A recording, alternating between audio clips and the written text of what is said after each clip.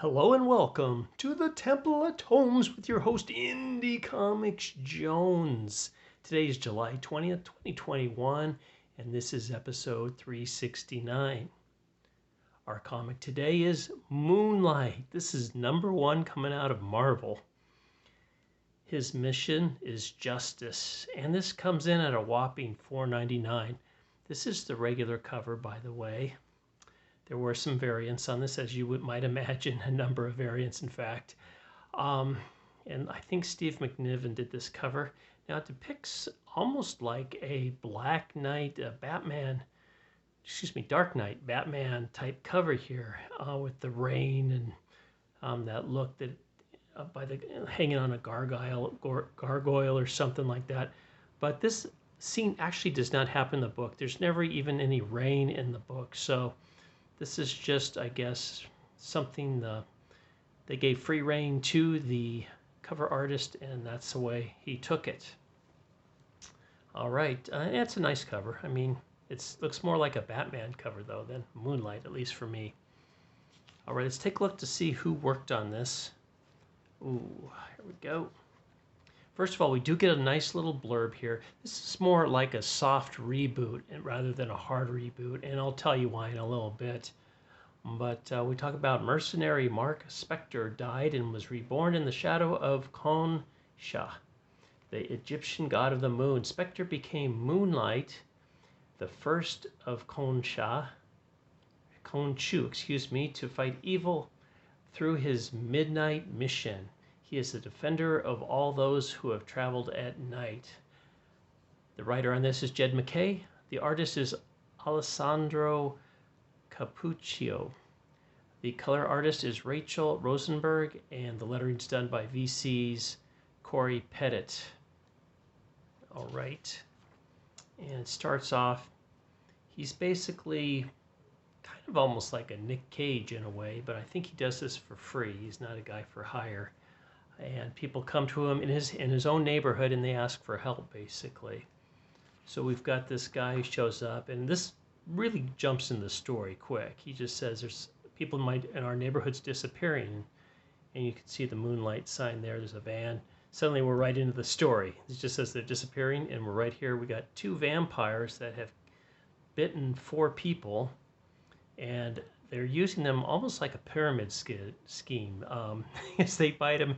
So these guys are now part of, or under these 2 guys. He said, and they're telling them, you bite some guys, then you'll have people under you. So it's this pyramid scheme they're going on. And we've got Moonlight kind of swooping in here. Not sure how Moonlight's been resurrected like 3 times, I think, now. So he busts through the windshield, surprising these 2 vampires. And we see the van turn over. One of them jumps out to get away. Moonlight throws something at him. I'm assuming it's one of his crescent moon boomerangs, but we're never quite sure. Or maybe it's the skull of his partner. I don't know. I'm not quite sure, but Moonlight does come in on him, says you picked the wrong neighborhood, and proceeds to stake him. Now he's about to stake the other 4 people, and they say, no, we don't, we've been bitten, but we don't want this. We don't, we just want to go home. And so Moonlight doesn't kill them. He lets them go. And then we have him doing his therapy session with Dr. Sternman.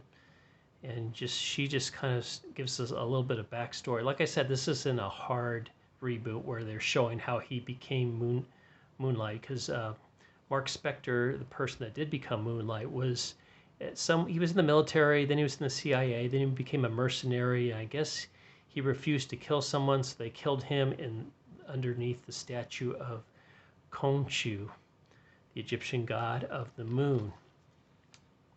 Now they're just kind of talking about things left and right, and here we get the picture of Mark Spector laying there dead. So now he is called like the Fist of Khonshu, and I hope I'm saying that right. So in the meantime, Reese, who is one of the vampires that got bit, has come to work for him, and she's kind of the snarky black woman that we've kind of come to expect. At one point, Moonlight actually asks for some coffee very nicely, and she just tells him no, flat out.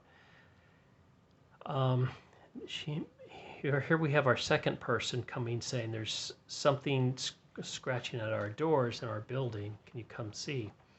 And Moonlight immediately, everything kind of just goes really quick. Just immediately he goes to her building, or it cuts to her building, and he's attacked by these vermin. This is a Spider-Man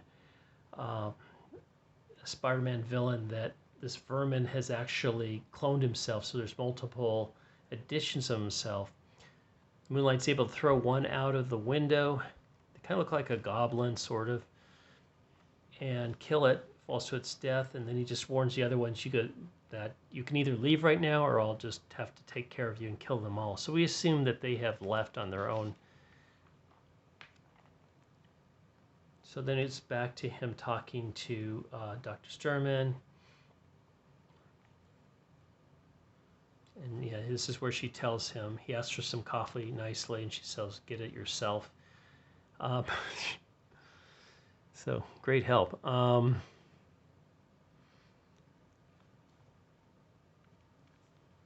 So here we have Moonlight just swooping through the night. He has heard a call out for someone. It turns out it's this villain 8-Ball, but 8-Ball's already been taken down by this Dr. Bader, whose clinic the 8-Ball was trying to rob of OxyContin. And so Moonlight just telling him, well, I guess you have it under control. Well, it turns out this Dr. Bader actually knows Moonlight is supposed to be the fist of Khonshu. Now, it's not quite made clear why he's upset with Moonlight, but he just says you're not doing what Khonshu asked you to do. And I guess it goes back to perhaps that Moonlight was part of the Avengers at one point, and they imprisoned Khonshu and Asgard. So he's under lock and key at Asgard. And I think that's what it is that Dr. Bader's a little bit upset about it, not saying that you're not living up to what you're supposed to. And Moonlight is arguing that, yes, I am the fist of Khonshu. So the doctor, they keep talking back and forth. It's just gives you a little bit of backstory along the way. This was actually 30 pages, by the way. So for $4.99, you do get 10 extra pages, $1 extra. So that's worth it, I think. So it's a decent value. The story, this is a recommend, by the way. It's a little choppy, but overall it's entertaining. You can see he's taken out these other criminals in his neighborhood. He's got these crescent moons painted all over his neighborhood. They're to serve as a warning that not to do anything bad there. You can see he's taking down a werewolf here, and he's also, like, for fun, he's arm wrestling one of the biker gang members there too. So he's really entrenched in this neighborhood, and they seem to appreciate him quite a bit. Finally, Reese brings him some coffee in another day, and she said, well, it was really for me, but go ahead and take it. And she just kind of says, well, he says, why do I put up with you, Reese? And she says, well, we're on the same time schedule, because she's a vampire now. She can't go out during the day. And then we find out that there's someone else here, and this guy appears to be kind of like a Joker, because he talks about the aliases that Moonlight had before. Jake Lockley, Stephen Grant, Mark Spector. And you look at the way his mouth is shaped here. He's got this evil grin, and it almost seems like the Joker. He just says he's setting Moonlight up for something. He appears to be stationed right across the street from Moonlight's headquarters. But that's not all, because then we find out we have another person lurking through the night, and it's Dr. Bader. And it turns out that he is the person that's also in with Khonshu, the god of the moon. But he's not Moonlight. He's actually Hunter's Moon. So I don't know if that's a new character or not that they're bringing in, plus this other villain that we don't know anything about. But there you go, Hunter's Moon. He dons a black mask with a full moon on it. But that's where we end. Like I said, this is a recommend. I thought it was pretty strong. It is a bit clunky, a bit choppy. Some things are not clear. I kind of had to go back and forth a little bit on certain things. But the story overall, so far, so good. I'm going to stay in at least for one more issue. And that's going to look something like this. Now, whether or not somebody's going to catch one of these crescent boomerangs in their teeth, we'll have to wait and see on that. But we'll see. Let's take a quick look at some of the other ads that were in here. We have Warhammer 4000, Sisters of Battle, Turan Ron Beck.